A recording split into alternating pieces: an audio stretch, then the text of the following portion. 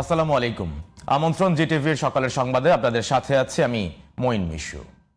দর্শক, আমরা আবারও হামের প্রাদুর্ভাবের খবর জানবো। আমাদের সাথে এই মুহূর্তে যুক্ত হবেন আমাদের সহকর্মী শেখ লিয়াকত হোসেন। তিনি যুক্ত হচ্ছেন খুলনা থেকে। লিয়াকত, খুলনায় নতুন করে কতজন হাম আক্রান্ত হয়েছেন আর প্রাণহানির কোনো তথ্য এই মুহূর্তে আপনার কাছে রয়েছে কিনা, আর সেখানে টিকাদান কর্মসূচি নিয়ে কেমন পরিস্থিতি দেখছেন জানাবেন।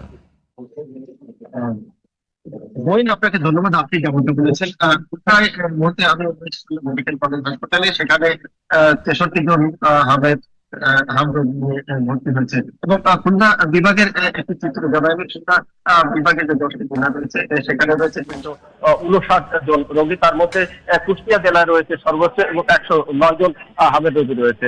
এছাড়া দ্বিতীয় অবস্থানে আছে যশোরে রয়েছে 73 জন। এবং এ পর্যন্ত খুলনা বিভাগের এই 10 জেলায়, যশোর জেলায় একজনের মৃত্যু হয়েছে। এবং হামের টিকার বিষয়ে এ পর্যন্ত প্রশাসন, যে স্বাস্থ্য প্রশাসন রয়েছে তারা বৈঠক করেছে।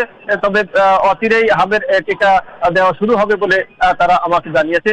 তবে সাধারণ যে রোগী রয়েছে তাদের থেকে দাবি আসছে যে অচিরেই হামের টিকা দিয়ে এটি প্রতিরোধ করলে হয়তো বা খুলনায় এখন পর্যন্ত খুব একটা বাড়েনি, ফলে আগামীতেও এই হামের যে রোগীর যে প্রবণতা এটা কমবে বলেও তারা আশা করছেন। এবং হামের টিকার বিষয়ে তারা জোরদার পদক্ষেপ নেওয়ার জন্য আহ্বান জানিয়েছেন। তো ছিল খুলনা থেকে যে হামের বিষয়ে সবশেষ তথ্য। মঈন।